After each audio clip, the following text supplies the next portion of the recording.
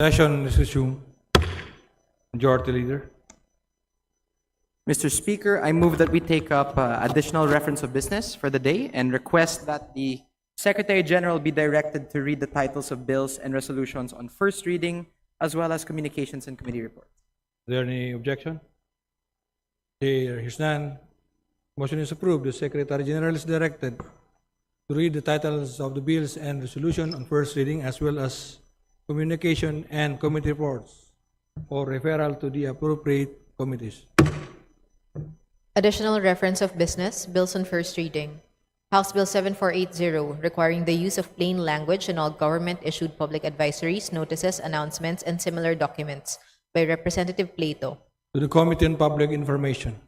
House Bill 7481, establishing a rental housing subsidy program for informal settler families, by Representative Plato.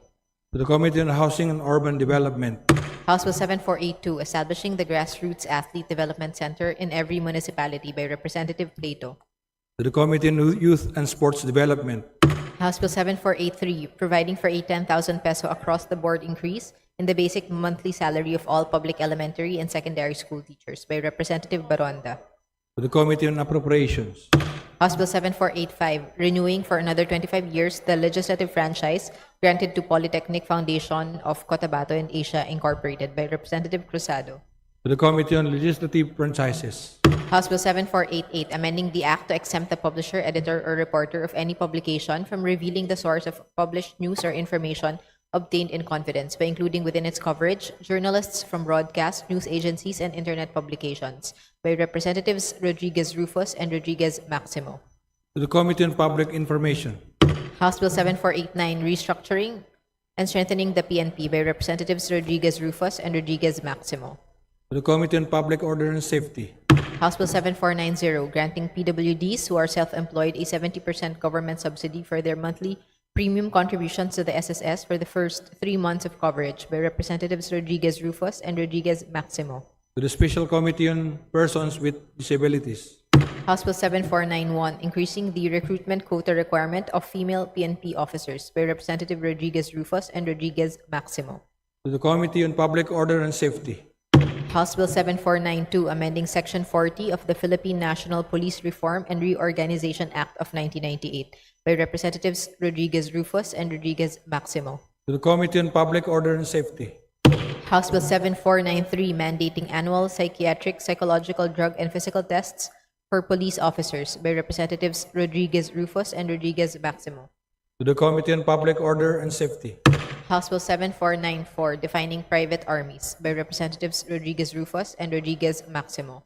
To the Committee on Public Order and Safety. House Bill 7495, requiring business establishments all over the Philippines to install CCTV cameras in their place of business as a means to deter crime, by Representatives Rodriguez Rufus and Rodriguez Maximo. To the Committee on Public Order and Safety. House Bill 7496, providing communication accessibility to Filipino deaf and hard of hearing for full inclusion into the mainstream of society, by Representatives Rodriguez Rufus and Rodriguez Maximo.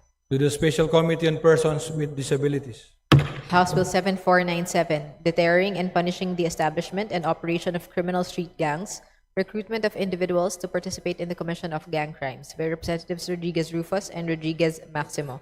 To the Committee on Public Order and Safety. House Bill 7498, to eradicate racketeers and powerful syndicates in the Philippines, by Representatives Rodriguez Rufus and Rodriguez Maximo. To the Committee on Public Order and Safety. House Bill 7499, to establish a national center for information and technical assistance relating to all types of family resource and support programs, by Representatives Rodriguez Rufus and Rodriguez Maximo. To the Committee on Population and Family Relations. House Bill 7500, strengthening and modernizing the BFP, by Representatives Rodriguez Rufus and Rodriguez Maximo. To the Committee on Public Order and Safety. House Bill 7501, establishing a forensic DNA database in the Philippines, by Representatives Rodriguez Rufus and Rodriguez Maximo. To the Committee on Public Order and Safety. House Bill 7502, transferring the internal security operation functions from the AFP to the PNP, establishing the PNP Auxiliary Force, by Representatives Rodriguez Rufus and Rodriguez Maximo. To the Committee on Public Order and Safety. House Bill 7503, providing for a Magna Carta for journalists, by Representatives Rodriguez Rufus and Rodriguez Maximo. To To the Committee on Public Information. House Bill 7504, requiring mandatory autopsy on bodies of crime victims, deaths under mysterious and suspicious circumstances, by Representatives Rodriguez Rufus and Rodriguez Maximo. To the Committee on Public Order and Safety. House Bill 7505, establishing the National Police Clearance System, by Representatives Rodriguez Rufus and Rodriguez Maximo. To the Committee on Public Order and Safety. House Bill 7506, establishing a National Sex Offender Registration Database, by Representatives Rodriguez Rufus and Rodriguez Maximo. To the Committee on Public Order and Safety. House Bill 7507, mandating that the PNP Academy select one cadet each from every congressional district every year to comprise its class, by Representatives Rodriguez Rufus and Rodriguez Maximo. To the Committee on Public Order and Safety. House Bill 7508, providing compulsory welfare insurance program for all overseas contract workers, by Representatives Rodriguez Rufus and Rodriguez Maximo. To the Committee on Overseas Workers and Affairs. House Bill 7509, providing for the strengthening of the recruitment, selection, and appointment process of uniformed personnel of the PNP, by Representatives Rodriguez Rufus and Rodriguez Maximo. To the Committee on Public Order and Safety. House Bill 7510, providing for the revitalization and capability enhancement of the PNP, by Representatives Rodriguez Rufus and Rodriguez Maximo. To the Committee on Public Order and Safety. House Bill 7511, implementing stricter measures on the regulation and control of the use, manufacture, sale, and distribution of PNP uniforms, insignias, and accoutrements, and providing for punishment on the illegal production, sale, and use of the same, by Representatives Rodriguez Rufus and Rodriguez Maximo. To the Committee on Public Order and Safety. House Bill 7512, conferring the cadets of the PNP Academy the status of a government employee and granting them with civil service eligibility and benefits and privileges, by Representatives Rodriguez Rufus and Rodriguez Maximo. To the Committee on Public Order and Safety. House Bill 7513, to strengthen the charter of the PNP Academy, by Representatives Rodriguez Rufus and Rodriguez Maximo. To the Committee on Public Order and Safety. House Bill 7514, prohibiting the PNP or any person from designating gangs by their hometown, region, or religious or ethnic community, by Representatives Rodriguez Rufus and Rodriguez Maximo. To the Committee on Public Order and Safety. House Bill 7515, upgrading the rank structure of the uniformed members of the BFP and the BJMP, by Representatives Rodriguez Rufus and Rodriguez Maximo. To the Committee on Public Order and Safety. House Bill 7516, to strengthen disciplinary mechanisms in the PNP, by Representatives Rodriguez Rufus and Rodriguez Maximo. To the Committee on Public Order and Safety. House Bill 7517, providing telecommunication systems accessibility to the hearing impaired and speech impaired, by Representatives Rodriguez Rufus and Rodriguez Maximo. To the Special Committee on Persons with Disabilities. House Bill 7518, further amending the Private Security Agency law to regulate the organization and operation of private detective, watchmen, or security guard agencies, by Representatives Rodriguez Rufus and Rodriguez Maximo. To the Committee on Public Order and Safety. House Bill 7519, providing for uniform requirements and/or procedures for making arrests, by Representatives Rodriguez Rufus and Rodriguez Maximo. To the Committee on Public Order and Safety. House Bill 7520, converting the LTO Extension Office located in Navotas City into a regular LTO District Office, by Representative Dianco. To the Committee on Transportation. House Bill 7521, creating the Philippine Transport Safety Authority, by Representative Odocado. To the Committee on Transportation. House Bill 7522, reclassifying certain public lands within the strip of land 5 kilometers from either side of the Aspiras Highway from Agoo, La Union to the Tuba, Benguet, covered by Proclamation 1754 as alienable and disposable lands, by Representatives Garcia, Dante, and Tereng. To the Committee on Natural Resources.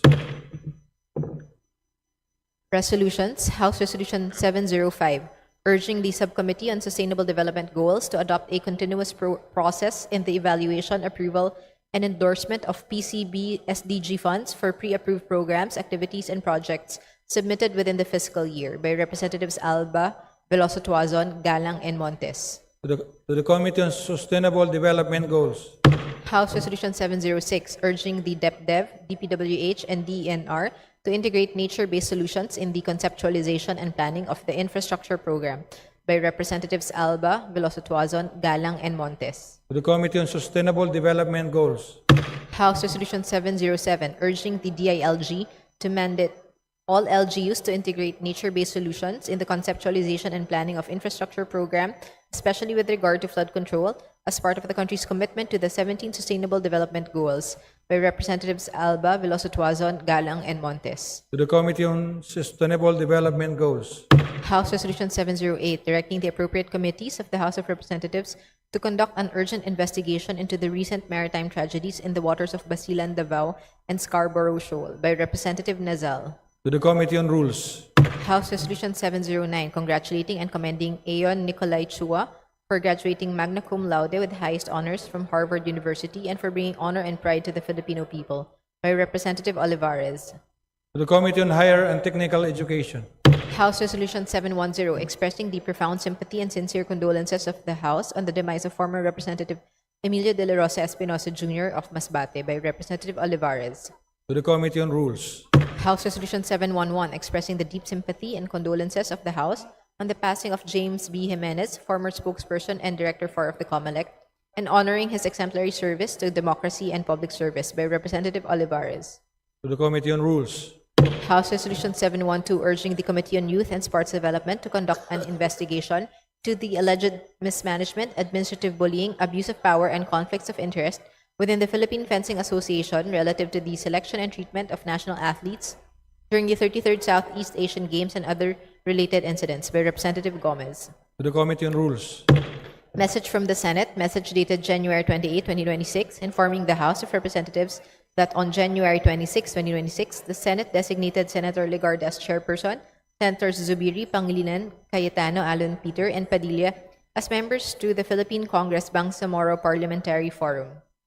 To the Committee on Rules. Communication, report dated January 29, 2026 of the Honorable Secretary General, House of Representatives, on enrolled copies of Senate Bill 1483 and House Bill 6429 on extending the term of the Second Congressional Commission on Education, EDCOM 2 Act, which were returned to the Senate on even date and to be transmitted to the Office of the President for His Excellency's consideration and signature pursuant to Section 18H, Rule 6 of the Provisional Rules of the House. Committee reports, Committee Report numbers 84 and 85, submitted by the Committee on Tourism, and House Resolution numbers 394 and 420. Committee Report numbers 86, 87, 88, 89, 90, 91, 92, 93, 94, 95, 96, and 97, submitted by the Committee on Local Government and House Resolution 720, House Bill numbers 7550, 142, 7554, 761, 762, 7555, 1510, 1538, 1539, 2902, 1903, respectively. Committee Report number 98, submitted by the Committees on Energy and Information and Communications Technology on House Bill 7565. Committee Report numbers 99, 100, and 101, submitted by the Committee on Basic Education and Culture on House Resolution numbers 721, 722, and 723, respectively. The aforementioned committee reports are all referred to the Committee on Rules. Majority Leader. Mr. Speaker, may we acknowledge the guests of the Honorable Dimsar M. Sali of the Lone District of Tawi-Tawi. They are valuable players and coaches from Tawi-Tawi who are members of the national team that competed in the SEA Games in Thailand last December 2025. Here with us today are Mikael Lobodin, Al-Bukhari Sali, Al-Nakran Abdillah, and Al-Frazin Abdul Wahab. To the guest, Honorable Dimsar Saleh, from the volleyball players and coaches from the Tawi-Tawi, who are a member of the national team. Welcome to the House of Representatives.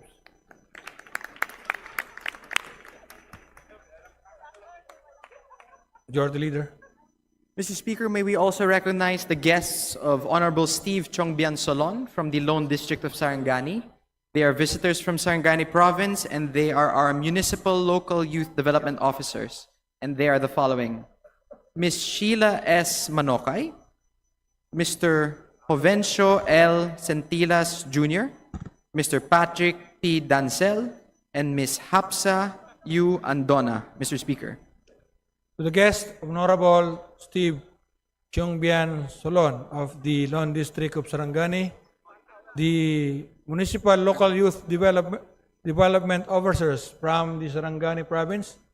Welcome to the House of Representatives.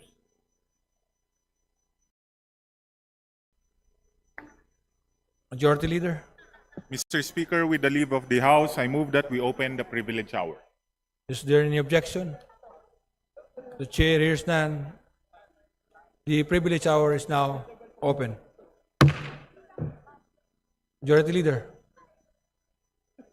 Mr. Speaker, I now move that we recognize the Honorable Representative Jonathan Keith Flores of the 2nd District of Bukidnon to avail of the privilege hour. The Honorable Jonathan Keith Flores of the 2nd District of Bukidnon is recognized. Thank you, Mr. Speaker. Honorable Speaker, distinguished colleagues, I rise today on a matter of personal and collective privilege to call the attention of this august chamber to the alarming and tragic series of road accidents linked to the conduct of the 2026 Boss Ironman Motorcycle Challenge, particularly in its most recent leg held in Mindanao. The Boss Ironman Motorcycle Challenge was promoted as a 1,200-kilometer endurance event to be completed within 24 hours. More than 1,000 big bike riders participated in the January 31 to February 1, 2026 event, which covered at least 1,200 kilometers across key areas in Mindanao, including Cotabato City, Lanao del Norte, Zamboanga del Norte, Misamis Occidental, Cagayan de Oro City, Bukidnon, and Davao. However, what was promoted as a test of endurance has, in reality, turned public roads into corridors of danger where speed took precedence over safety. And unsuspecting motorists, pedestrians, and ordinary citizens paid the cost. Notably, numerous reports from affected communities and local authorities describe reckless and dangerous practices by some participants, including speeding through towns and densely populated areas, blinding incoming motorists with high beams and auxiliary lights, rampant counterflowing on public roads, and blatant disregard of traffic signals and basic road safety rules. Honorable Speaker, these actions did not merely inconvenience the public. These actions resulted in real injuries, real trauma, and real loss of life. The consequences of the recent Boss Ironman Motorcycle Challenge have been devastating for communities along its route. Among the reported incidents, the injury of a senior citizen farmer from Dagumbaan, Talakag, Bukidnon, a collision involving a tricycle in Digos City, Davao del Sur, a motorcycle lost control and veered into a residential area in Kauswagan, Bacolod, Lanao del Norte, an injured participant in Kapatagan, Lanao del Sur, a motorcycle that overshot a curve in Barangay Lower Landing, Dumingag, Zamboanga del Sur, a collision involving a bus inside a tunnel in Puicong, Lanao del Sur, and the reported death of a 46-year-old rider in Kibawi, Bukidnon, following a collision with a tricycle. Initial reports indicate the rider sustained severe traumatic injuries, including a massive neck hematoma.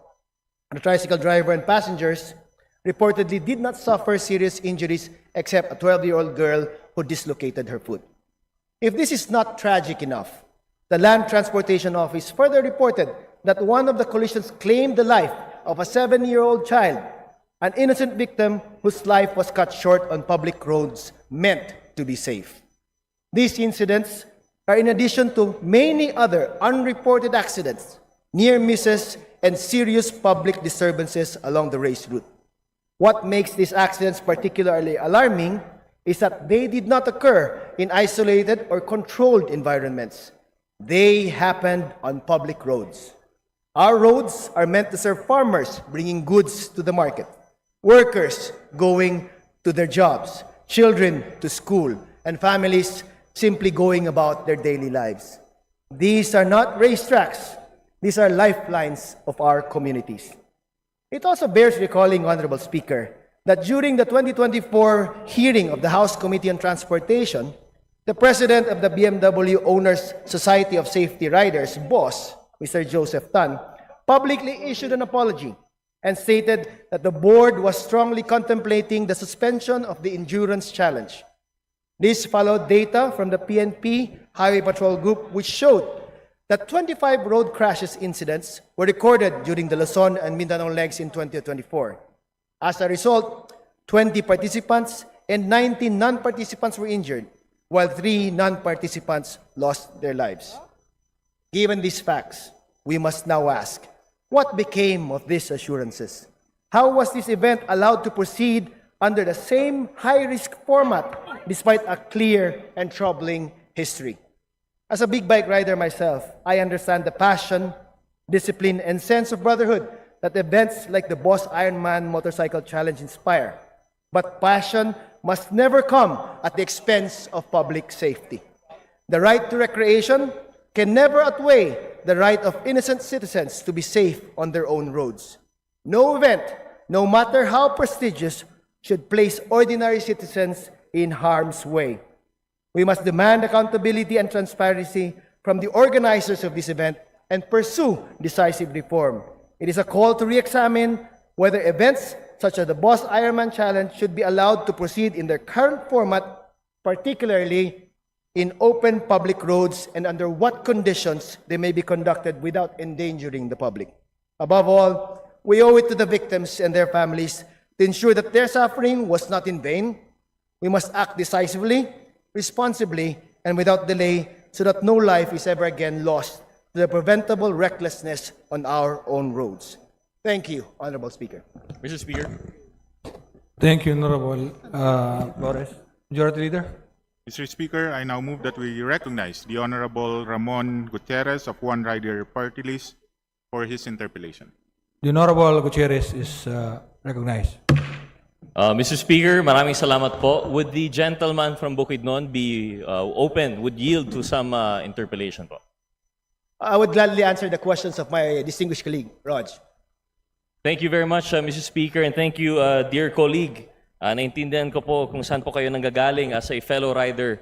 Kayo po, of all people, would understand how dismaying yung nangyari po ngayon. I understand also that this would be a concern for our distinguished gentleman from Bukidnon because some of the accidents mentioned actually happened in his legislative district. And in fact, this representation just filed today, House Resolution number 726, regarding the same matter. Mr. Chair, I just wanted to ask po, no, we've heard the our good colleague, yung sinabi po niya tungkol sa, the effects of these kinds of races. I just wanted to know, Mr. Chair, is the distinguished gentleman seeking an inquiry, or I did not quite hear at the latter part of his speech, what is it that he would like to come out of this po?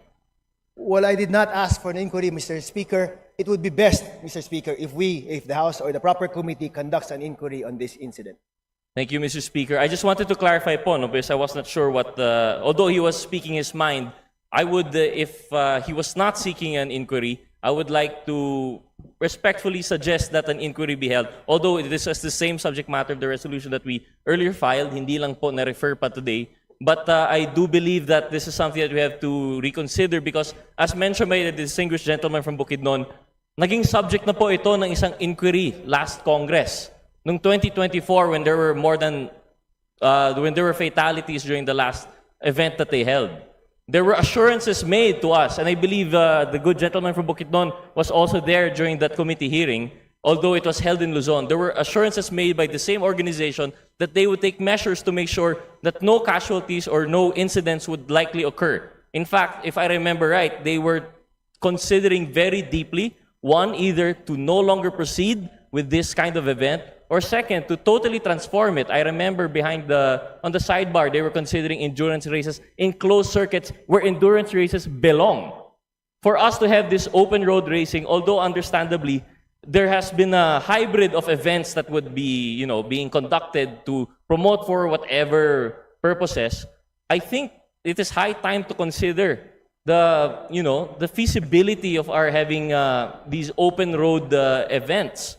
Kasi po, yung pinag-usapan natin nung last hearing, yung inquiry po natin in the 19th Congress, they already made promises of, having further measures to be implemented. I'm sorry to the distinguished sponsor. I know he's not the right person to be having this discussion with. I don't think he is a member of that group either. Pero just to, really to drive home the point, there were promises made. And I believe our colleague was present there. There were promises made that they would do all of these measures. And very well, in fact, maybe they did do these measures. But the fact that there is at least even one death, and I think there are allegedly two more that we still have to verify, casualties po ito. Nasa wing, we're talking about human lives here that, they passed away because of these events. I think it really calls a more scrutinous inquiry, and we will not be satisfied anymore by mere promises of better conduct. I really do think, like as I was saying now, if the good sponsor is not seeking for inquiry in aid of legislation, I for one would like to include that in my manifestation now, that it be considered when it is referred to the Rules Committee. With that, thank you very much, my distinguished colleague, rather than interpellation for this manifestation po, no? And I join the good colleague in his privilege speech. Thank you very much, Mr. Speaker. Thank you, Honorable Gutierrez. Majority Leader. Mr. Speaker, I move that we refer the speech of the Honorable Flores and its interpellation to the Committee on Rules for its appropriate action. Is there any objection? Hearing none, the speech of Honorable Flores, including its interpellation and manifestation, is referred to the Committee on Rules for appropriate action. Majority Leader. Mr. Speaker, I now move that we recognize the Honorable Nelson S. Legacion of the 3rd District of Camarines Sur to avail of the privilege hour. The Honorable Nelson Legacion of the 3rd District of Camarines Sur is recognized. Thank you, Mr. Speaker. Distinguished colleagues, guests, good afternoon. My privilege speech is about the high cost of domestic air travel, goods and services, and its impact on Philippine tourism. And precisely, I rise today to call attention to a problem that continues to quietly but persistently undermine one of our country's most important economic pillars. This high cost of traveling and tourist stays within our own country. Hindi po ito bagong issue, but the data now makes it impossible to ignore. In 2025, the Philippines recorded 6.48 million international visitor arrivals, a modest 0.76% increase from 2024. Still, it falls short of the 8.4 million target previously set by the Department of Tourism. This signals recovery, yes, but let us be honest. We are still far below our 2019 pre-pandemic peak of 8.26 million arrivals. We are recovering, but we are not yet competitive compared to our Southeast Asian neighbors, such as Vietnam, with 21.5 million visitors, Thailand with 32.97 million, and Malaysia's 42.2 million. South Korea remained our top source market of visitors, followed by the United States, Japan, Australia, and Canada, generating an estimated 694 billion in tourism revenue. Yet, despite these gains, arrivals from South Korea declined by nearly 18.5% last year. China's recovery remains sluggish. These are warning signs we cannot afford to dismiss. It also shows that we cannot just rely on international visitors to boost our tourism and economy.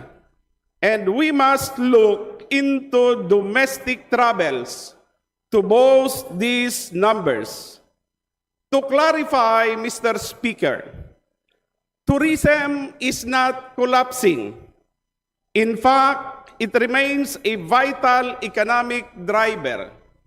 In 2024, the Philippines recorded 134 million domestic tourism trips, and this must be counted as tourism arrivals because domestic travelers are the backbone of our tourism economy.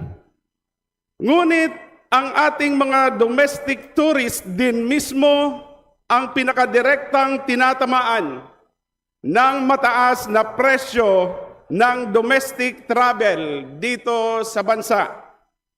Just to give an example, Mr. Speaker, when my staff and I inspected prices of round-trip tickets from Manila to Pili Camarines Sur, where the Naga Airport is, and flights to other nearby international destinations, such as Hong Kong, Singapore, and Malaysia, the results are concerning. Mas mura pang lumipad papunta sa Hong Kong, Singapore, at Malaysia kesa umuwi sa sarili naming probinsya sa Camarines Sur. In particular, comparing the basic round-trip tickets for an off-season flight, this was from February 3 to 7 this year. The Manila to Naga costs 16,660 pesos and 52 centavos. Meanwhile, a round-trip flight from Manila to Hong Kong costs 14,485 pesos, while a Manila-Singapore flight costs 16,517. A Manila-Taipei flight costs 15,258, and a Manila-Bangkok flight is 14,120. The Manila-Kuala Lumpur flight cost 16,371. In comparison, some domestic flights to tourist destinations have it worse. A Manila-Siargao flight with connecting flight from Cebu costs 19,703 pesos. Manila-Coron via Busuanga cost 23,756 pesos. And Manila to Tawi-Tawi can cost up to 20,431 pesos.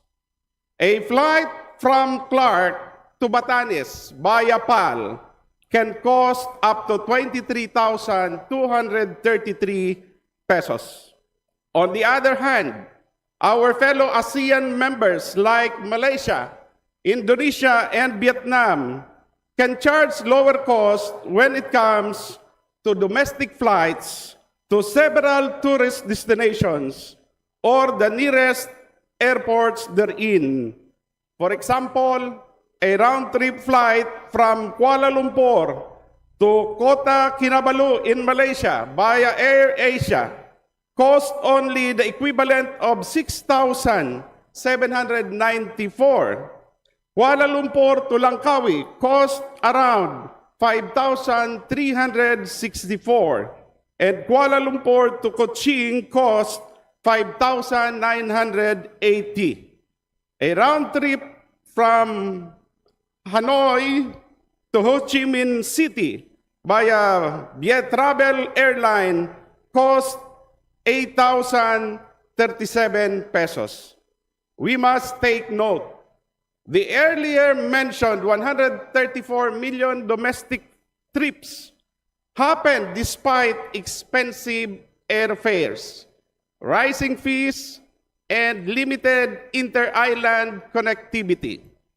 There is a desire for our fellow Filipinos to explore, discover, and enjoy our own country's sights, culture, and people. Thus, one must ask, how much higher could domestic tourism have been if traveling within our own country were more affordable? Ilan pa sana ang bumisita sa Bicol, sa Palawan, sa Visayas, at sa Mindanao kung hindi hadlang ang presyo ng pamasahe? When travel within the Philippines becomes expensive, Filipino families either travel less, shorten their trips, or skip destinations altogether. For instance, a week's stay in popular tourist spots like Siargao can cost up to 10,000 pesos per head. And this is on the cheaper side, without one going into the higher-end restaurants, hotels, and the like that are propping up therein. Some issues also arise in other places like Boracay. Tourists complain as well about hidden charges like environmental fees, port fees, hotel fees, the value-added tax, to name a few. Prices of food, drinks, clothing, and basic necessities are sometimes double, if not triple, the prevailing market prices because of expensive utilities and transportation costs, among other causes. Kung nahihirapan na ang sariling mamamayan nating maglakbay sa bansa nila, paano pa natin aasahan na lalakas ang turismo? Today, Filipino families and tourists face a painful paradox. A flight and hotel package to nearby ASEAN destinations can sometimes be cheaper than a domestic flight within the Philippines. This is no longer anecdotal. Industry data and traveler behavior already show that high domestic airfares are quietly pushing Filipinos to travel abroad instead of exploring our own islands. Hindi po lalago ng maayos ang turismo natin kung ang mismong pagpunta sa destinasyon ay nagiging luho, lalo na para sa mga nakatira dito sa ating bansa.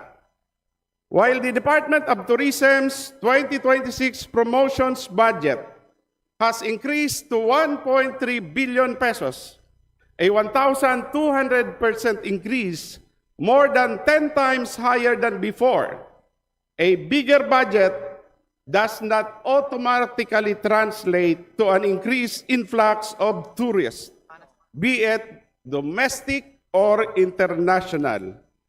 Moreover, the Department of Transportation's announcement last Saturday that the government is already enacting measures to lower prices of plane tickets for local destination is still too vague and a move for us to see an end to this problem that have lasted for several years now. Let us be clear.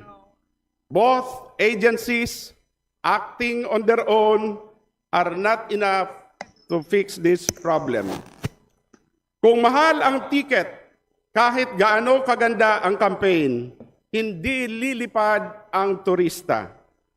Kahit pinamura ang ticket pero mahal pa ang presyo ng hotel, mga bilihin, pati na rin ang pamasahe sa paglilibot sa mga destinasyon, hindi rin pupuntahan ng mga turista ito.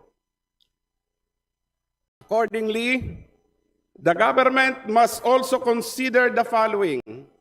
First, Airline fares are not driven by airline decisions alone, but also by airport passengers' service charges, fuel, surcharges, regulatory fees, congestion, and limited inter-island connectivity, to name a few. Bawat dagdag na singil, bawat delay, bawat kakulangan sa rota, lahat po yan ay binabayaran ng turista. Second, travelers do not budget for base fares, hotels, or individual prices of goods to be consumed during the trip alone. They budget for total travel cost.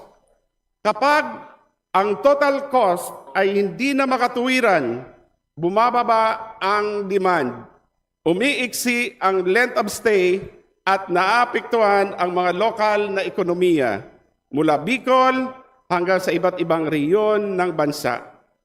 I therefore, Mr. Speaker, respectfully propose the following.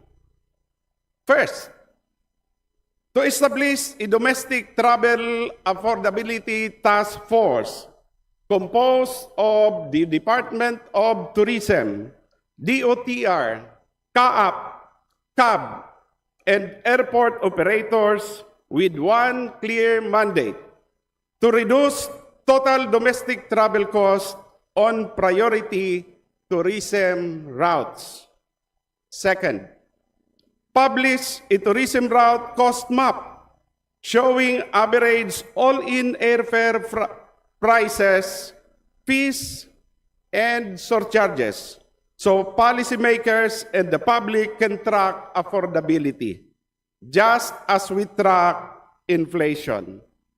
Third, review airport fee structures through a tourism lens, ensuring that necessary infrastructure upgrades do not unintentionally suppress demand. And fourth, align aviation and tourism policy with seasonality, so peak travel periods do not punish Filipino families with prohibitive fares. Mr. Speaker, lowering tourism targets may reflect realism, but it must never signal resignation. Kung magpapatuloy ang mataas na presyo ng airline tickets at ang presyo ng pagbabakasyon, hindi lang babagal ang turismo, unti-unti itong dudugo hanggang sa umunti kung hindi man mawala ito. DOT must stop treating transport cost as external to tourism policy. DOTR must stop treating tourism as someone else's concern. Other agencies must also step in to assist in solving this problem, as this is a multifaceted problem. Tourism is not just about destinations, it is about access. At sa isang bansang archipelago tulad ng Pilipinas, ang access ay nagsisimula sa presyo ng ticket. Maraming salamat po, Mr. Speaker. Thank you, Honorable Legacion. Majority Leader? Mr. Speaker, I move that we refer the speech of the Honorable Legacion to the Committee on Rules for its appropriate action. Is there any objection? Hearing none, the speech of Honorable Legacion is referred to the Committee on Rules. Majority Leader? Mr. Speaker, I move that we recognize the Honorable Representative Sara Elago of Gabriela Party List to avail of the privilege hour. The Honorable Sara Ilago of the Gabriela Party List is recognized. Mr. Speaker, I rise this afternoon on a matter of urgent national and international importance. 1 month has passed since the United States launched an unprovoked military attack against the sovereign nation of Venezuela, an act of brazen aggression that we must condemn without reservation. I echo and amplify the powerful statement issued by the ASEAN Parliamentarians for Human Rights, and I call upon the members of this chamber to stand firmly on the side of sovereignty, international law, and the rights of oppressed peoples everywhere. The reports are clear and chilling, Mr. Speaker. A unilateral military build-up in the Caribbean, aerial strikes on Venezuelan cities, and the illegal capture of President Nicolas Maduro. But we must focus with particular outrage on the illegal capture of Celia Flores, who is not merely the First Lady. She is also a sitting member of the Venezuelan National Assembly. This is not just an attack on a family. It is a direct assault on a nation's parliament, on the very institution of representation. That is, to kidnap a legislator is to spit on the principle of parliamentary immunity and the democratic will that each member embodies. It sets a horrific precedent that should alarm every lawmaker in this room, in every nation that values its own legislative independence from foreign dictates. The APHR correctly identifies and denounces this action as an unlawful act of aggression and state kidnapping, a violent external imposition of political outcomes. This violation of Venezuela's sovereignty is a dagger pointed at the heart of the United Nations Charter and all norms of peaceful coexistence. But beyond this geopolitical intervention, Mr. Speaker, we must also see the human cost, borne disproportionately by the most vulnerable. The aerial bombardments and military intervention have a gendered and generational face. Women, already bearing the brunt of economic warfare through years of illegal sanctions, now face intensified horror. They are the caregivers scrambling to protect children amid airstrikes, the community organizers holding society together under fire, and the primary victims of the displacement and trauma that follow.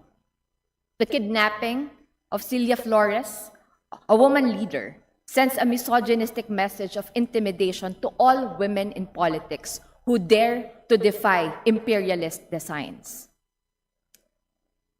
The statement from the APHR, Mr. Speaker, also rightly connects this aggression to the plunder of Venezuela's vast oil reserves. This is the core of the matter, a fossil-fueled imperialism that places profit above people and the planet. While the world suffers a climate crisis exacerbated by such fuels, this US action seeks to control them through brute force. And this action exposes the hypocrisy of powerful nations that speak of sustainability and climate action, while waging wars for resources, threatening the energy sovereignty and development pathways of not just Venezuela, but of all global South nations, including those in Southeast Asia and our own, the Philippines. So, colleagues, the implications for our region are dire. If a powerful state can just illegally capture a president and a parliamentarian, bomb cities, and seize a country's resources with impunity, what security do any of us have? It weakens the very international rules that supposedly protect smaller nations like ours. It fuels a global culture of fear, militarism, and domination that directly undermines our own struggles for genuine independence and peace. Therefore, I also join the APHR as its member and all peace-loving peoples of the world in demanding, first and foremost, an immediate and unconditional end to all US interventionist actions in Venezuela. Second is the full respect for Venezuela's sovereignty and the right of its people to decide their own path without foreign interference. As legislators, our privilege is not just to speak, but to act in defense of justice. So let us stand in firm solidarity with the people of Venezuela. Let us condemn this U.S. action in Venezuela and be vigilant on its broader impact on sovereignty. The future of multilateralism, peace, and our own sovereignty depends on the stance we take today. Maraming salamat, Mr. Speaker. Thank you, Honorable Ilago. Majority Leader? Mr. Speaker, I move that we refer the speech of the Honorable Elago to the Committee on Rules for its appropriate action. Is there any objection? Hearing none, the speech of Honorable Ilago is referred to the Committee on Rules. Majority Leader. Mr. Speaker, I move that we suspend session for a few minutes. Session is suspended.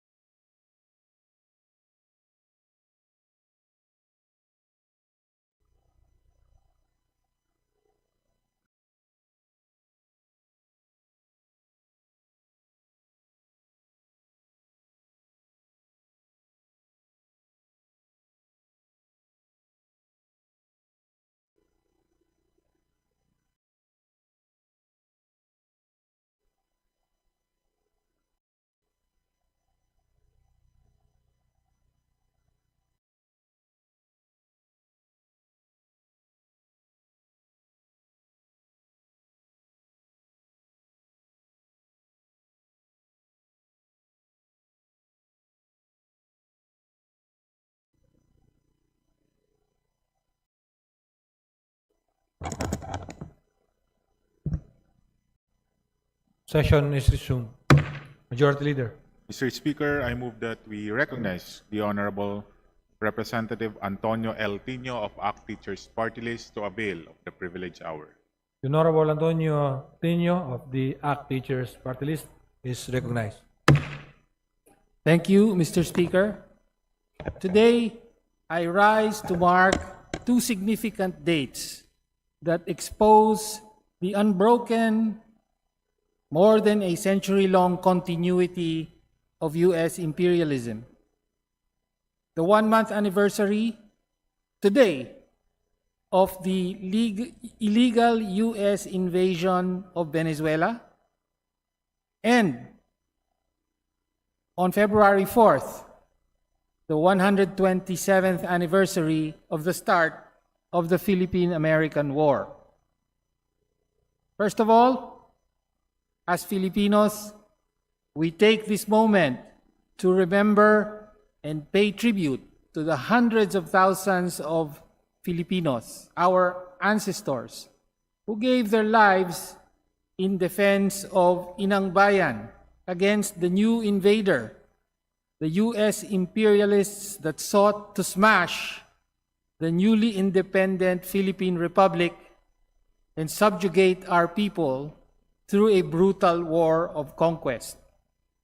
From the Battle of Manila on February 4, 1899, to the plains of Luzon, to the islands of the Visayas and Mindanao, our ancestors mounted a heroic defense.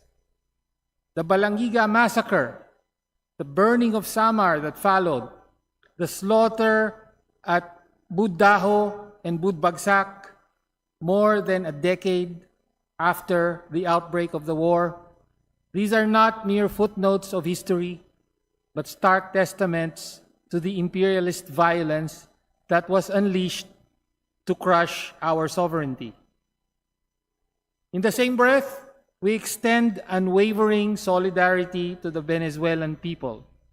1 month ago today, on January 3, 2026, the United States invaded Venezuela, kidnapped its president, Nicolas Maduro, and the First Lady, Celia Flores, and killed 103 people.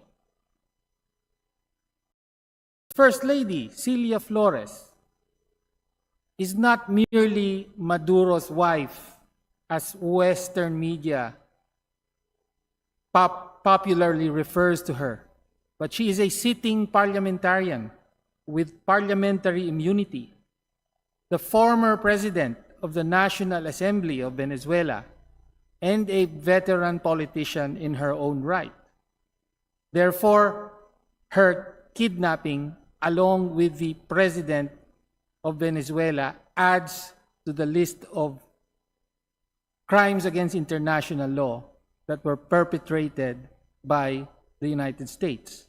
Before invading Venezuela, the U.S. killed 115 people, mostly civilian fishers, in the operation called Southern Spear, consisting of airstrikes on boats from September to December 2025.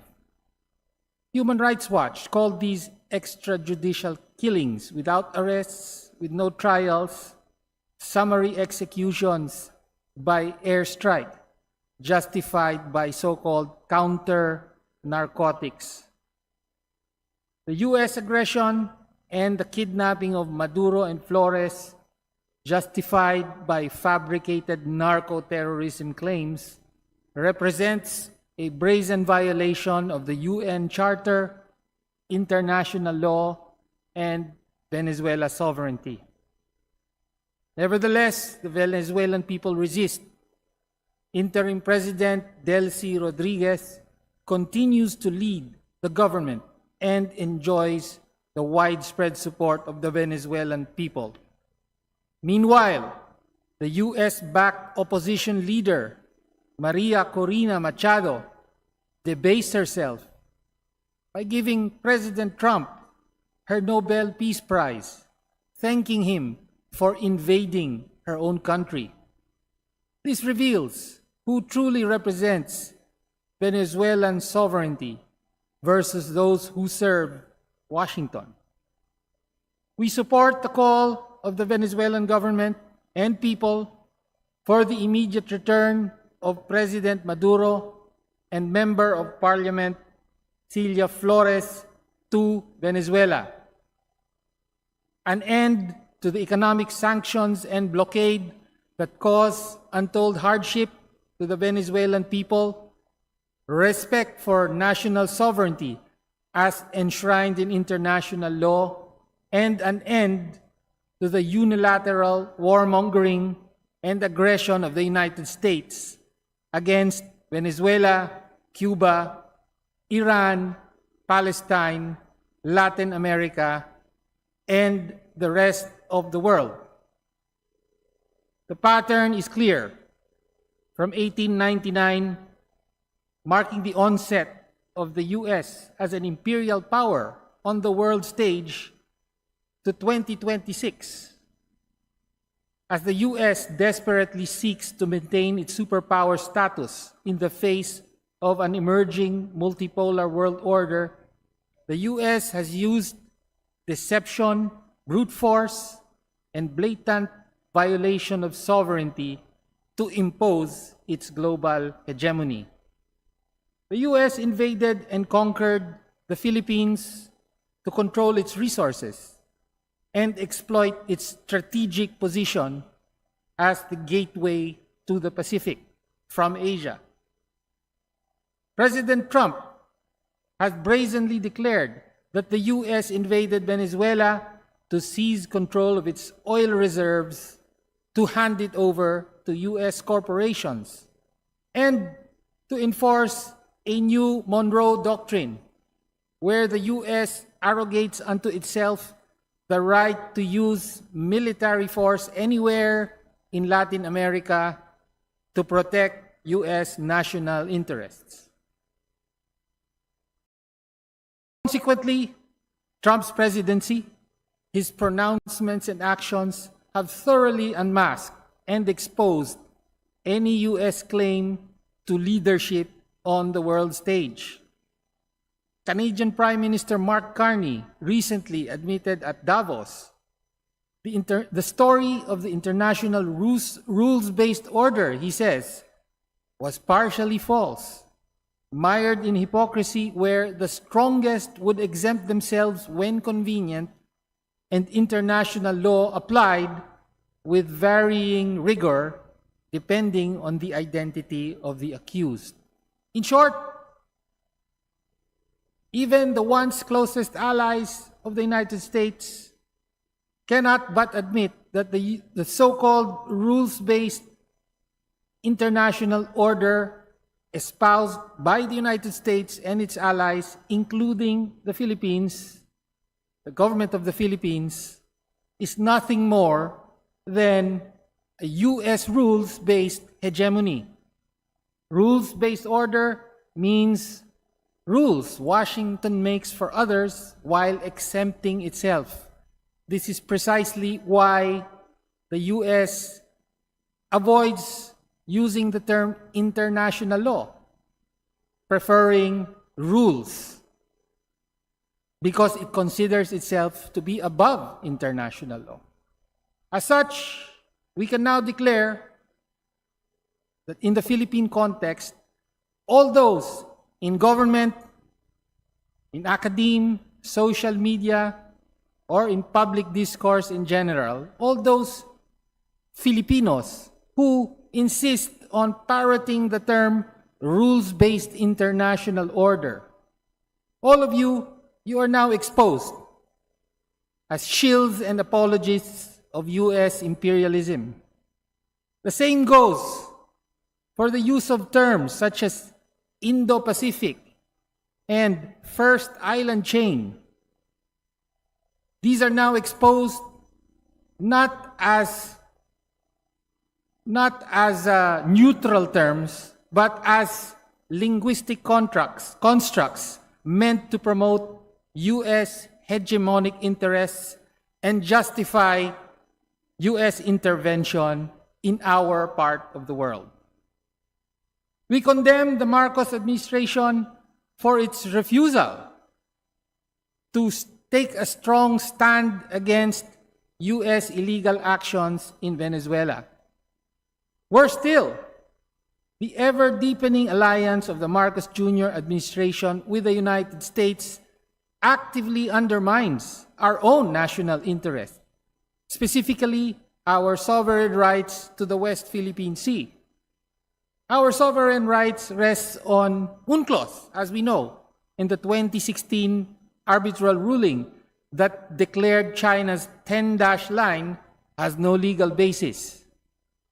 Yet, the United States, our principal ally, is the #1 violator of international law, truly the most rogue of rogue states.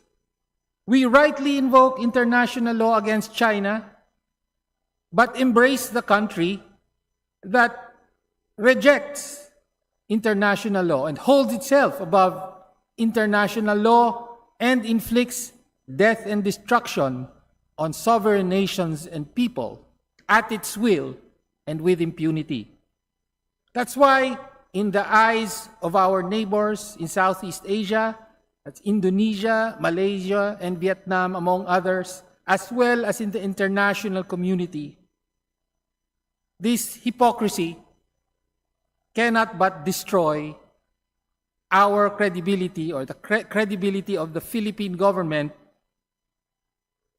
when it takes a stand on our sovereign rights to the West Philippine Sea based on international law. The U.S. alliance doesn't defend our West Philippine Sea claims, it fatally undermines them. Compare our path to some of our neighbors. For example, Vietnam. Vietnam faces U.S. tariff threats and has actually been imposed with at least 46% tariffs. Vietnam also faces ongoing conflict with China in the South China Sea, similar to ours. But what is Vietnam's response? They have a so-called four no's national foreign policy. Four no's: no military alliances, no foreign bases, no foreign military use of their territory, and no use of force in their international relations. Vietnam simultaneously negotiates with Washington while approving an 8.3 billion Chinese rail link. Vietnam doubles its strategic partnership in 1 year. This is a concrete example of an independent foreign policy in action. Now is the time, therefore, to distance ourselves from the roguest of rogue states in the world today. Now is the time for a genuinely independent national policy for the Philippines. It requires standing with Venezuela, Cuba, Palestine, and all peoples resisting U.S. hegemonic aggression. Concretely, this means, and this can only be possible by removing all U.S. bases and troops from Philippine territory as the #1 requisite for a genuinely independent stand on the world stage.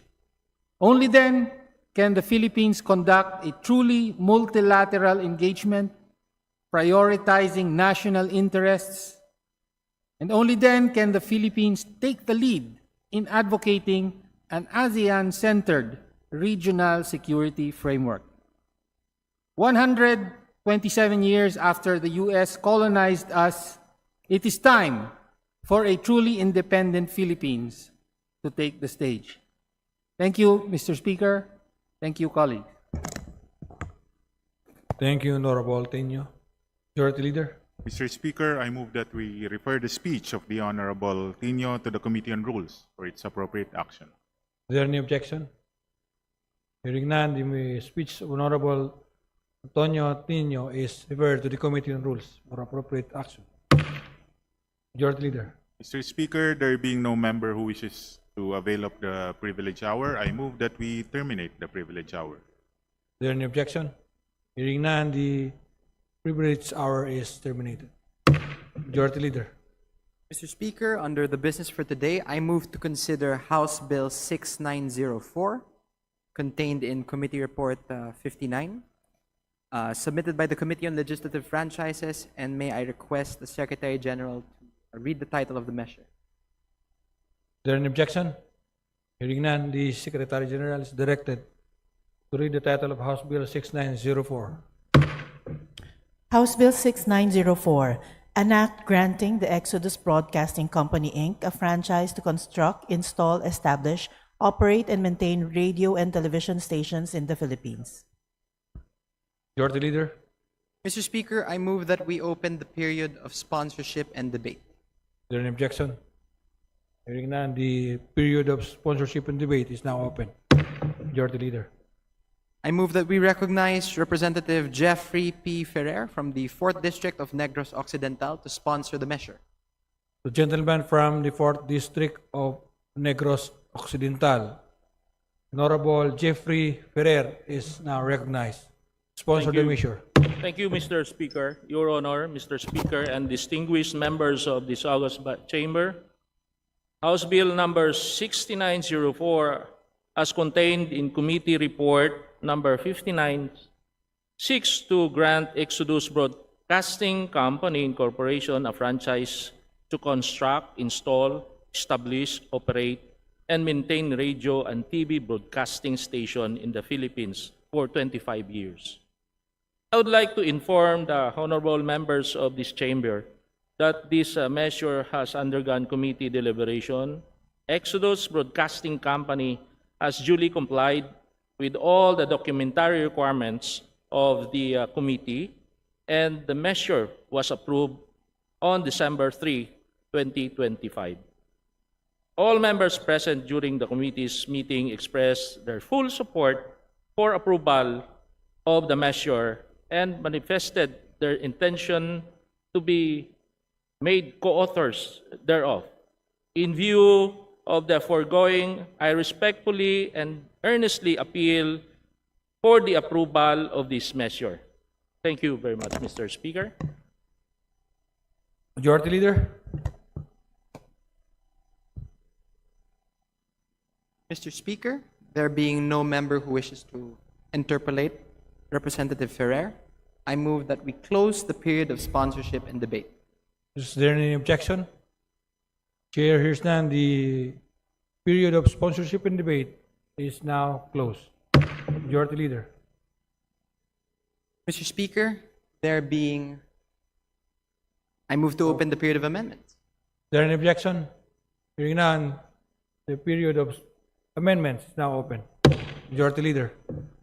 Mr. Speaker, there being no member who wishes to give their amendments, I move that we close the period of amendments. Is there any objection? Hearing none, the period of amendments is now closed. Majority Leader. Mr. Speaker, I move that we open the period of voting on the measure for second reading. I move that we vote on second reading. House Bill number 6904. There's a motion to approve on second reading House Bill number 6904. All those in favor say aye. Aye. Those against say nay. The ayes have it. House Bill number 6904 is now approved on second reading. Majority Leader.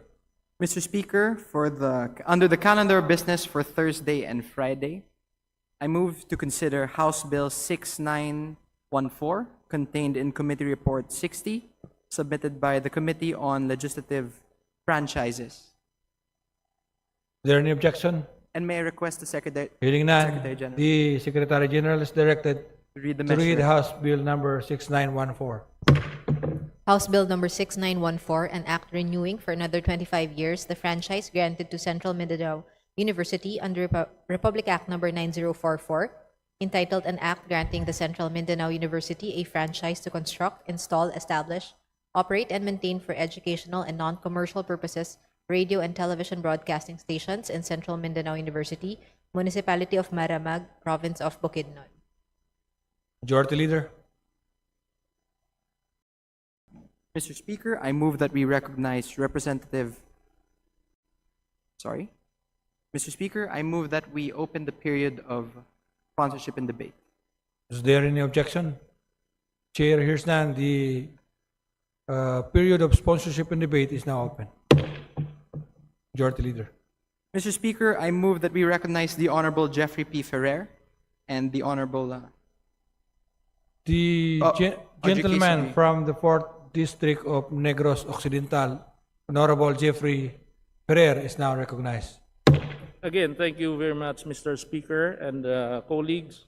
House Bill number 6914, as contained in Committee Report number 66 to renew the franchise granted to Central Mindanao University to construct, install, establish, operate, and maintain for educational and non-commercial purposes radio and television broadcasting station in Central Mindanao University, Municipality of Maramag, Province of Bukidnon, for another 25 years.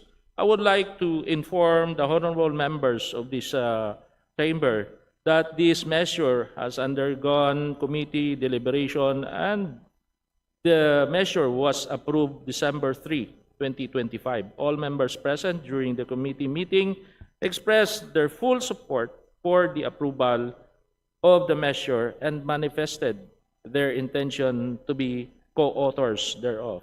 In view of the foregoing, I respectfully and earnestly appeal for the approval of this measure. And this juncture, I respectfully give the floor to the original author of the bill, Representative Audrey Subiri, to deliver her sponsorship speech and respond to any questions or interpellation that may be raised. Majority Leader. Mr. Speaker, I move that we recognize the Honorable Audrey K. Subiri to sponsor the measure. Thank you very much, Mr. Honorable Speaker. Audrey K. Zubiri of the 3rd District of Bukidnon, now recognized.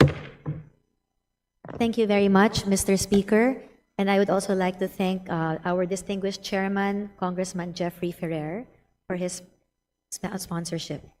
Mr. Speaker, distinguished colleagues, and my fellow Filipinos, good afternoon. I rise today to sponsor House Bill number 6914, an act renewing for another 25 years the franchise granted to Central Mindanao University under Republic Act number 9044. This measure is not merely about renewing a franchise. Rather, it is about ensuring that reliable information, quality education, and essential public service continue to reach our communities, most especially in Mindanao. Despite significant strides in digital advancement, Mindanao continues to face persistent challenges in communication infrastructure.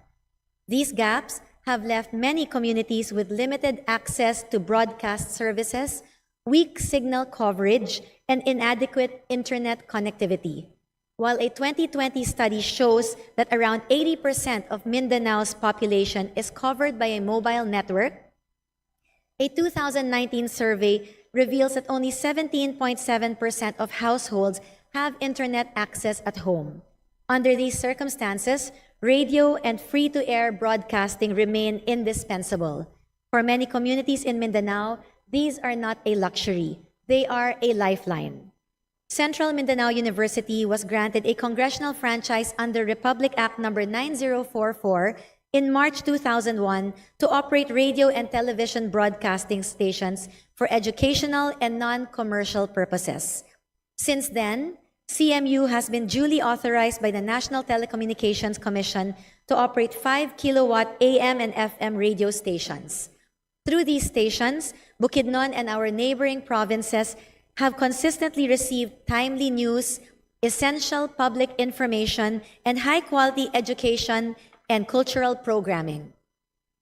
Over the years, CMU has proven to be a trusted partner of both government and local communities with its radio operations, serving as a vital platform for public service announcements, instructional programs, disaster preparedness initiatives, and capacity building activities. Notably, during the COVID-19 pandemic, CMU's broadcast facilities became an essential tool for distance learning, ensuring the continuity of education at a time when face-to-face instruction was impossible and internet access remained beyond the reach of many students. The station offers a wide range of programs, including university updates, agricultural education, news and public affairs that serve both the university and surrounding communities. These include Mag-uuma Bida Ka, School on the Air, Katikaran sa Kolehiyo, CMU in Focus, and News and Public Affairs. Notably, the School on the Air program is led by experts from CMU's College of Agriculture in partnership with the Department of Agriculture. Through this initiative, farmers and rural communities gain access to practical, science-based agricultural knowledge to improve productivity, strengthen food security, and uplift livelihoods in the countryside. In the same way, on-air academic programs and lectures allowed students to continue their studies remotely, demonstrating how broadcast media can effectively complement formal distance learning systems. This measure affirms our commitment to bridging the digital divide, expanding access to education, and promoting inclusive development that leaves no Filipino behind. It not only benefits farmers and rural communities, but also supports students of the university who are able to participate in virtual on-air classes without the need for internet connectivity, an approach that proved essentially vital during the pandemic and remains relevant in times of crisis and disaster. Mr. Speaker, knowledge empowers citizens, strengthens communities, and fuels inclusive growth. Renewing the franchise of Central Mindanao University ensures that this knowledge continues to reach even the most remote and underserved areas of our country, regardless of circumstances. In view of this, I respectfully and earnestly seek the support of my distinguished colleagues for the immediate passage of House Bill number 6914. Mr. Speaker, I am now ready to take any questions on House Bill number 6914 from my colleagues. Thank you very much. Majority Leader. Mr. Speaker, there being no members who wish to interpolate, I move that we close the period of sponsorship and debate. Is there any objection? Hearing none, the period of sponsorship and debate is now closed. Majority Leader. Mr. Speaker, I move that we open the period of amendments. Is there any objection? Chair hears none, the period of amendments now open. Majority Leader. Mr. Speaker, there being no committee amendments nor individual amendments, I move that we close the period of amendments. Is there any objection? The chair hears none, the period of amendments now closed. Majority Leader. Mr. Speaker, I move that we vote on second reading House Bill 6914. There's a motion to approve on second reading House Bill number 6914. All those in favor say aye. Aye. Those against say nay. The ayes have it. House Bill number 6914 is now approved on second reading. Congratulations. Mr. Speaker, if I may be recognized. Proceed. Mr. Speaker, on behalf of the Central Mindanao University, its professors, students, and the entire Bukidnon, I would like to express my sincerest gratitude and thanks to the House leadership, and of course to our distinguished chairman, Mr. Chairman Jeff Ferrer, and to my dear colleagues in Congress for your support to this measure and support to CMU. Daghang salamat kaninyong tanan. Daghang salamat. Majority Leader. Mr. Speaker, before we proceed, may we recognize the guests of the Honorable Christopherson Coco M. Yap from the 2nd District of Southern Leyte. They are care consultants, and they are the following: Ms. Emily Grace Angkoy, Ms. Denise Magreloj, Ms. Jinjin May Gato, Ms. Mary Joy Langob, Ms. Tricia Marie Cinco, and Ms. Glyza Avendula. Mr. Speaker. To the guest, Honorable Christopherson Coco Yap of the 2nd District of Southern Leyte, the CARE consultants. Welcome to the House of Representatives. Majority Leader. May we also recognize the guests of the Honorable De Carlo Oyo L. Uy, Assistant Majority Leader, representative from the 1st District of Davao del Norte. They are visitors from Davao del Norte, and they are the following: Ms. Rhea Joy M. Ginang, Mr. Robbie M. Melendres, Mr. Edgar N. Camara, Mr. Ludwin G. De Facto, Ms. Joanna Paula Factolarin, Mr. Ryan Maxi P. Gatok, Mr. Ariel B. Ligonan, Mr. Dexter A. Pale, Mr. Robert Ray M. Ramos, Mr. Walter C. Rudas. Mr. Speaker. To the guest, Honorable De Carlo Oyo Oy of the 1st District of Davao del Norte, visitors from the Davao del Norte, welcome to the House of Representatives. Majority Leader. Mr. Speaker, in accordance with our rules converting inquiries in aid of legislation, I move to refer the following House resolutions to the appropriate committees. House Resolution 602 to the Committee on Overseas Workers' Affairs. House Resolution 603 to the Committee on Good Government and Public Accountability. House Resolution 604 to the Committee on Public Accounts. House Resolution 636 to the Committee on Ways and Means. House Resolution 638 to the Committee on Public Accounts. House Resolution 640 to the Committee on Health. House Resolution 641 to the Committee on Women and Gender Equality. House Resolution 642 to the Committee on Legislative Franchises. House Resolution 643 to the Committee on Energy. House Resolution 645 to the Committee on Agriculture and Food. House Resolution 651 to the Committee on Labor and Employment. House Resolution 655 to the Committee on Indigenous Cultural Communities and Indigenous Peoples. House Resolution 666 to the Committee on Senior Citizens. House Resolution 674 to the Committee on Agriculture and Food. Is there any objection? The Chair hears none. The Formation House resolution is referred to the said committees. Majority Leader. Mr. Speaker, pursuant to our rules governing inquiries in aid of legislation, I move to refer the following speeches to the appropriate committees. The speech of Representative Ko to the Committee on Energy. The speech of Representative Romulo to the Committee on Basic Education and Culture and Higher and Technical Education. The speech of Representative Asidre to the Committee on Basic Education and Culture and Higher and Technical Education. The speech of Representative Mendoza to the Committee on Veterans Affairs and Welfare. The speech of Representative Abante to the Committee on Basic Education and Culture. The speech of Representative Villanueva to the Committee on Basic Education and Culture.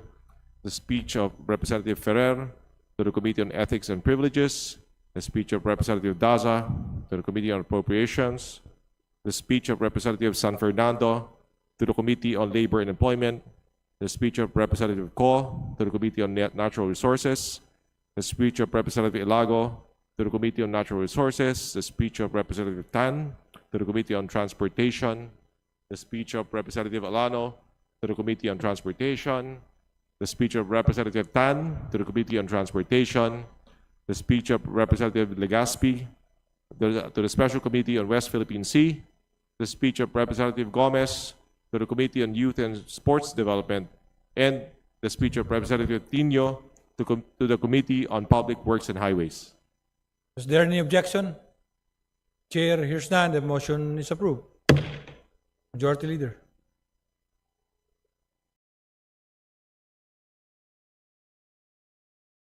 Mr. Speaker, I move for the change of referral of the following measures. House Bill numbers 1260 and 3741 from the Committee on Civil Service and Professional Regulation to the Committees on Civil Service and Professional Regulation and Health. House Resolution number 310 from the Committee on Agriculture and Food to the Committee on Good Government and Public Accountability. House Bill number 7432 from the Committee on Appropriations to the Committee on Civil Service and Professional Regulation. Is there any objection? Chair hears none. The motion is approved. Majority Leader. Mr. Speaker, I move to include additional co-authors to House Bill numbers 7301, 7303, 7304, 7368, and 7379 as contained in the list to be submitted by the Committee on Rules. Is there any objection? Chair hears none. The motion is approved. Majority Leader. Move to suspend, Mr. Speaker. Session is suspended.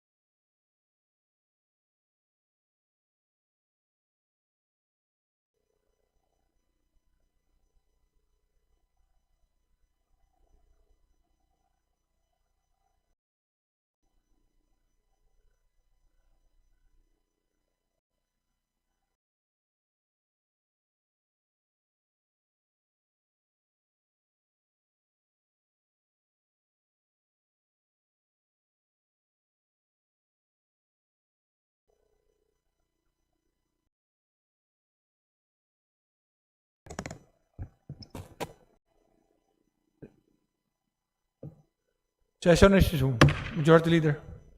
Mr. Speaker, may we again recognize the guests of the Honorable DiCarlo Oyo L. Uy from, these are government officials from Barangay Mankilam, Tagum City, and they are the following. Honorable Marlon O. Rio, Honorable Rogelio B. Bautista, Honorable Rosael L. Ferido, Honorable Arnel A. Garcia, Honorable Michael L. Compasivo, Honorable Christian C. Mahinay, Ms. Ellen E. Sortes, Ms. Ann Jess J. Del Rosario, Mr. Charlie D. Reyes Jr., Ms. Alona C. Butay, Ms. Erica Lalaine A. Amper, and Ms. Alma B. Toremocha. Mr. Speaker. The guest, Honorable DiCarlo Oy of the First District of Davao del Norte, from the officials from the Barangay Mankilam, Tagum City. Welcome to the House of Representatives.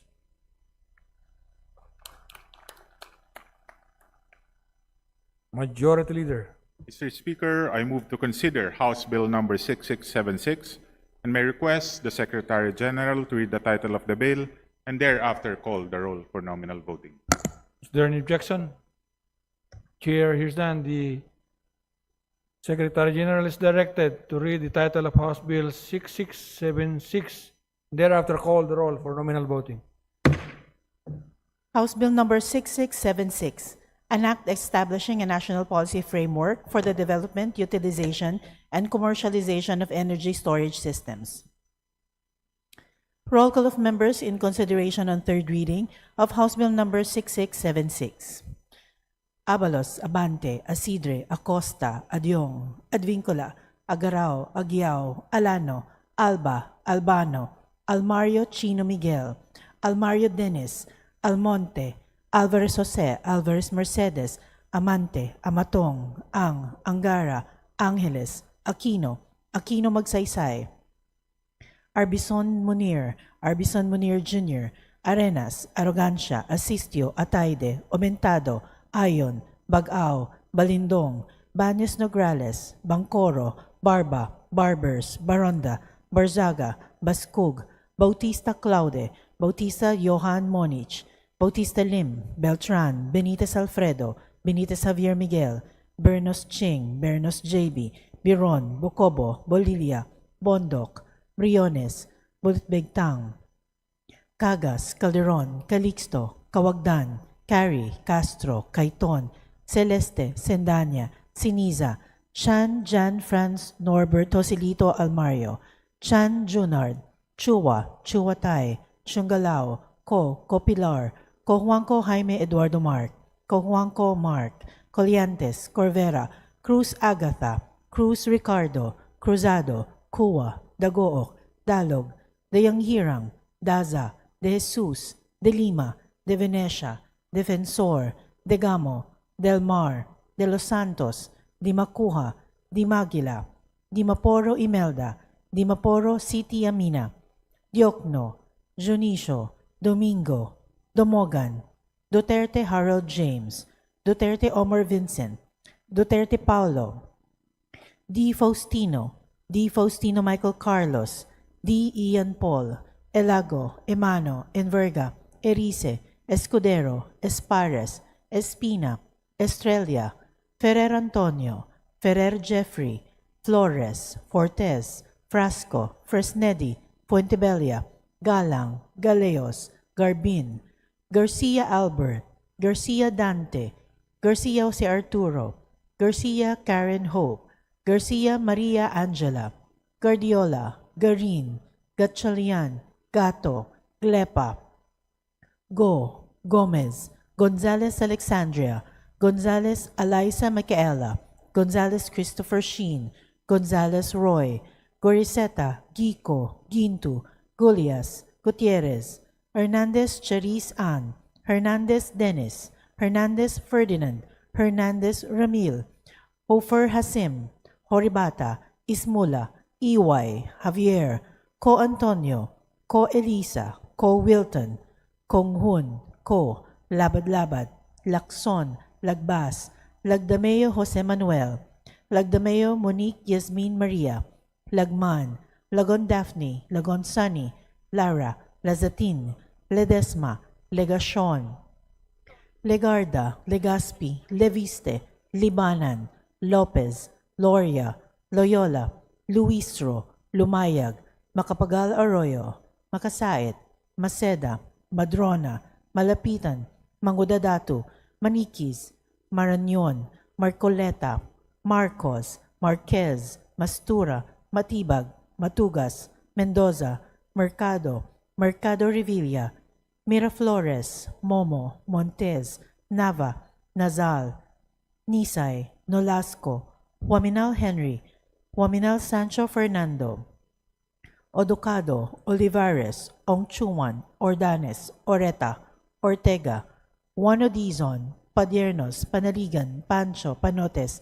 Pascual, Perez, Pimentel, Plaza, Plato, Po, Primicia Sagabas, Pumaren, Puno, Kimbo, Rama, Recto, Rehencia, Remulla, Revilla Brian, Revilla Ramon Jolo, Ridon, Rivera, Robes, Rodriguez Eulogio, Rodriguez Maximo, Rodriguez Rufus, Roman, Romualdez Andrew Julian, Romualdez Ferdinand Martin, Romualdez Yeda Marie, Romualdo, Romulo, Roque, Sagarbaria, Sakaluran, Salceda, Sally, Salvacion, Salvador, Salvame, San Fernando, Santos Maria Alano Samantha, Santos Mark Anthony, Shimura, Singson Richelle, Singson Ronald, Singson Mihan, Solon, Suwan, Swansing Bella Vanessa, Swansing Micaela Angela, Suarez, Suntay, Talyado, Tan Aman, Tan Joseph,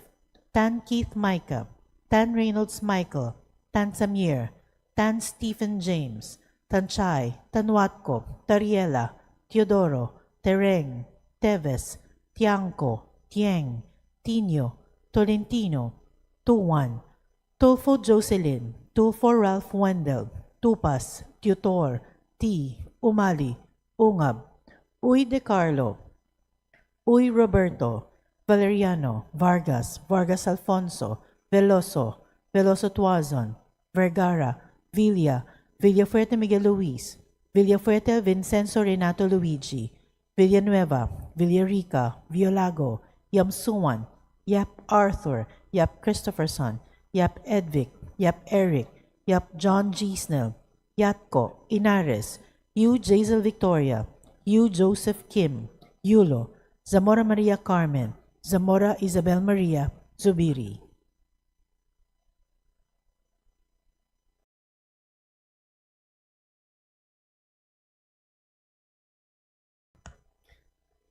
Second call of members in consideration on third reading of House Bill number 6676.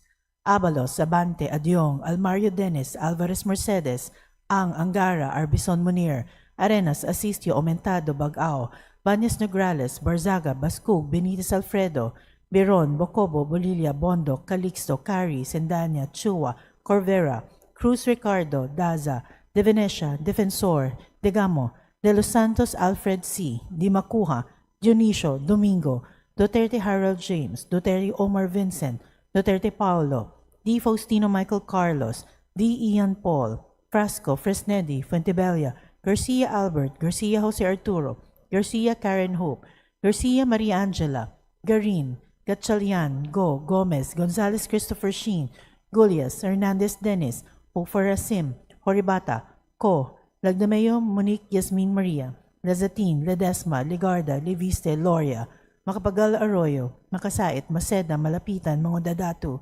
Marañon, Marcoleta, Marquez, Mastura, Mercado Revilla, Miraflores, Montes, Waminal Henry, Waminal Sancho Fernando, Odocado, Ongchuan, Oreta, Owano Dizon, Panotes, Perez, Plaza, Puno, Kimbo, Rama, Rehencia, Remulla, Revilla Brian, Revillo Ramon Jolo, Romualdez Andrew Julian, Romualdez Ferdinand Martin, Romualdez Yeda Marie, Salceda, Salvacion, Salvador, Santos Mark Anthony, Singson Richelle, Swansea Micaela Angela, Suntay, Tan Eamon T, Tan Keith Micah, Tan Reynolds Michael, Tan Samir, Tan Stephen James, Tieng, Tolentino, Tulfo Jocelyn, Tulfo Ralph Wendell, Yutor, T. Ungab, Vergara, Villaforte Vincenzo Renato Luigi, Villanueva, Violago, Yap Christopherson, Yap Edvic, Yap John G. Snell, Yatko, Inares, Yu Jazel Victoria, Zamora Maria Carmen.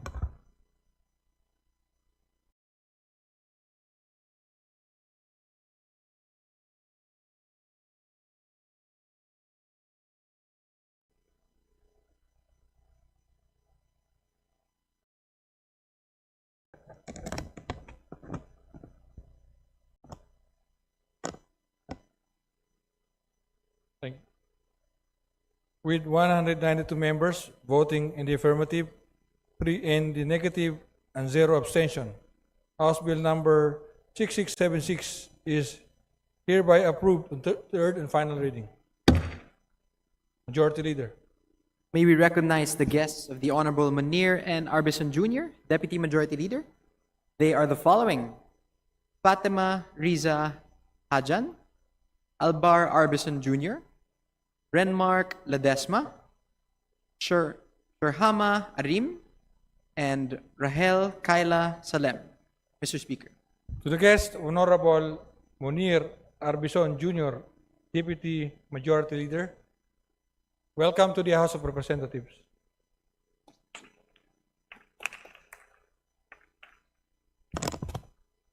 Majority Leader. May we also recognize the guests of the Honorable Cielo Cristel B. Lagman from the 1st District of Albay, and they are the following: Edgar A. Ayohan, Marian B. Bataler, Janet B. Biron, Irene Z. Casquejo, Marla C. Competente, Gurley B. Hona, Michelle C. Mendoza, Jeremy James B. Miralo, Mernel B. Ogsila, Rodolfo O. Ogsila Jr., Edgar O. Borjal Jr. Mr. Speaker. To the guest of Honorable Cielo Cristel Lagman of the 1st District of Albay, welcome to the House of Representatives. Majority Leader. Mr. Speaker, I move that we consider House Bill number 7239 and may request the Secretary General to read the title of the bill and thereafter call the roll for nominal voting. Is there any objection? Chair hears none. The Secretary General is directed to read the title of House Bill number 7239, and thereafter call the roll for nominal voting. House Bill 7239, an act providing for mandatory insurance coverage and benefits for all line workers. Roll call of members in consideration on third reading of House Bill number 7239. Abalos, Abante, Asidre, Acosta, Adyong, Advincula, Agaraw, Agyao, Alano, Alba, Albano, Almario Chino Miguel, Almario Dennis, Almonte, Alvarez Jose, Alvarez Mercedes, Amante, Amatong, Ang, Angara, Angeles, Aquino, Aquino Magsaysay, Arbison Munir Jr., Arenas, Arrogancia, Asistio, Atayde, Aumentado, Ayon, Bagao, Balindong, Banyas, Nograles, Bangkoro, Barbers, Baronda, Barzaga, Bascug, Bautista Claude, Bautista Johan Monich, Bautista Lim, Beltran, Benitez Alfredo, Benitez Javier Miguel, Bernos Ching, Bernos JB, Miron, Bocobo, Bolilia, Bondok, Briones, Bulot Begtang, Cagas, Calderon, Calixto, Kawagdan, Cary, Castro, Caiton, Celeste, Sendanya, Siniza, Chan, Jan, Franz, Norberto Silito Almario, Chan, Junard, Chua, Chuatay, Chungalao, Copilar, Cojuanco Jaime Eduardo Mark, Cojuanco Mark, Coliantes, Corvera, Cruz Agatha, Cruz Ricardo, Cruzado, Cua, Dagok, Dalog, Dayanghirang, Daza, De Jesus de Lima, de Venecia, Defensor, de Gama del Mar, de Los Santos, de Macuja, de Magila, Dimaporo Imelda, Dimaporo City Amina, Diokno, Junicia, Domingo, Domogan, Duterte Harold James, Duterte Omar Vincent, Duterte Paulo, D. Faustino Michael Carlos, D. Ian Paul, Elago, Emano, Enverga, Erice, Escudero, Espares, Espina, Estrella, Ferrer Antonio, Ferrer Jeffrey, Flores, Fortes, Frasco, Fresnedi, Fuentebella, Galang, Galeos, Garbin, Garcia Albert, Garcia Dante, Garcia Jose Arturo, Garcia Karen Hope, Garcia Maria Angela, Guardiola, Garin, Gatchalian, Gato, Glepa, Gomez, Gonzales Alexandria, Gonzales Eliza Micaela, Gonzales Christopher Sheen, Gonzales Roy, Goriseta, Gico, Ginto, Gullies, Gutierrez, Hernandez Charis Ann, Hernandez Dennis, Hernandez Ferdinand, Hernandez Ramil, Hofer Rasim, Horibata, Ismula, Iway, Javier, Ko Antonio, Ko Elisa, Ko Wilton, Kong Hun, Ko, Labad-Labad, Lacson, Lagbas, Lagdameo Jose Manuel, Lagdameo Monique Yasmin Maria, Lagman, Lagon Daphne, Lagon Sunny, Lara, Lazatin, Ledesma, Legacion, Legarda, Legaspi, Leviste, Libanan, Lopez, Loria, Loyola, Luistro, Lumayag, Macapagal Arroyo, Makasait, Maceda, Madrona, Malapitan, Mangudadato, Maniquis, Marañon, Marcoleta, Marcos, Marquez, Mastura, Matibag, Matugas, Mendoza, Mercado, Mercado Revilla, Miraflores, Momo, Montes, Nava, Nazal, Nisay, Nolasco, Waminal Henry, Waminal Sancho Fernando, Oducado, Olivares, Ongchuan, Ordanes, Oreta, Ortega, Juano Dizon, Padiernos, Panaligan, Pancho, Panotes, Pascual, Perez, Pimentel, Plaza, Plato, Po, Primicia Sagabas, Pomaren, Puno, Kimbo, Rama, Rector, Rehencia, Rimulya,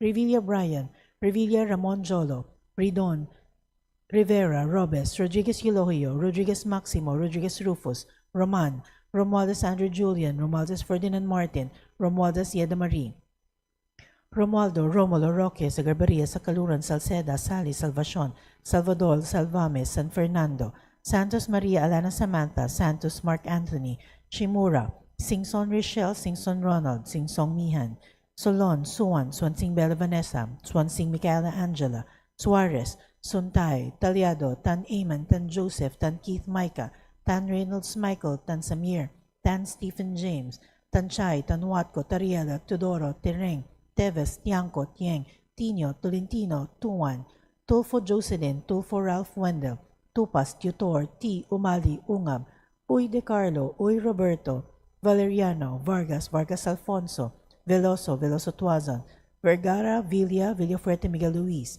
Villafuerte Vincenzo Renato Luigi, Villanueva, Villarica, Violago, Yam Suwan, Yap Arthur, Yap Christopherson, Yap Edvic, Yap Eric, Yap John G. Snell, Yatko, Inares, Yu Jazel Victoria, Yu Joseph Kim, Yulo, Zamora Maria Carmen, Zamora Isabel Maria Zubiri.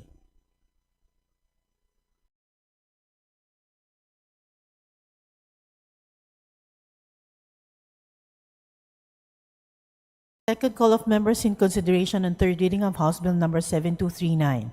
Abalos, Abante, Almario Dennis, Alvarez Mercedes, Angara, Arbison Munir, Arenas, Asistio, Aumentado, Bagao, Baños Nograles, Barzaga, Bascog, Benitez Alfredo, Miron, Bocobo, Bolilia, Bondo, Calixto, Cari, Sendanya, Chua, Corvera, Cruz Ricardo, Daza, De Venecia, Defensor, Degamo, De Los Santos, Alfred C., Di Macuja, Dionisio, Domingo, Duterte, Harold James, Duterte, Omar Vincent, Duterte, Paulo, D. Faustino, Michael Carlos, D. Ian Paul, Frasco, Fresnedi, Fuentebella, Garcia, Jose Arturo, Garcia, Karen Hope, Garcia, Maria Angela, Garbin, Gatchalian, Go, Gomez, Gonzalez, Christopher Sheen, Golias, Hernandez, Dennis, Hofer Hasim, Horibata, Co, Lagdameo, Monique, Yasmin Maria, Lazatin, Ledesma, Legarda, Leviste, Loria, Macapagal Arroyo, Makasait, Maceda, Malapitan, Marañon, Marcoleta, Marquez, Mastura,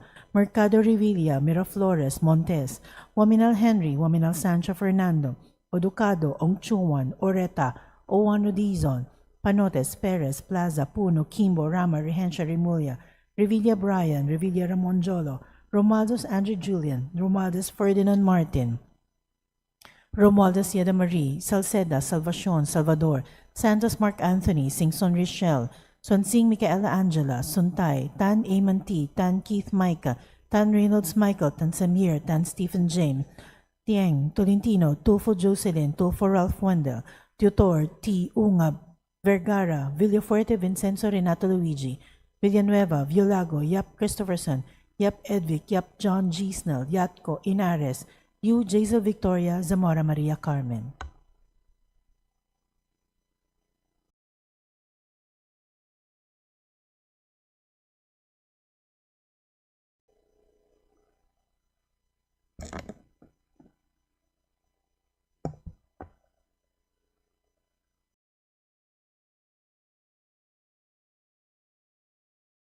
With 197 members voting in the affirmative, 0 in the negative, and 0 abstention. House Bill number 7239 is hereby approved on third and final reading. Majority Leader. Mr. Speaker, there being no other business for the day, I move to adjourn session until tomorrow, February 4 at 3 p.m. Is there any objection? Chair hears none. The session is adjourned until tomorrow, Wednesday, February 4 at 3 in the afternoon.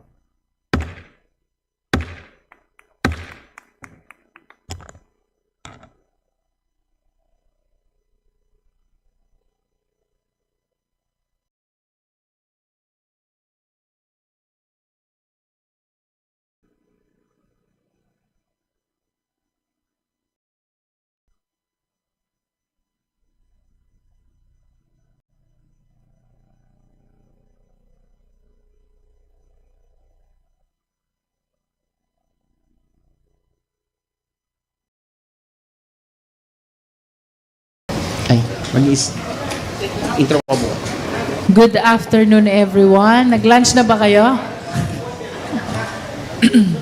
So for today, you've witnessed our deliberation on the sufficiency in substance of the De Jesus complaint, no?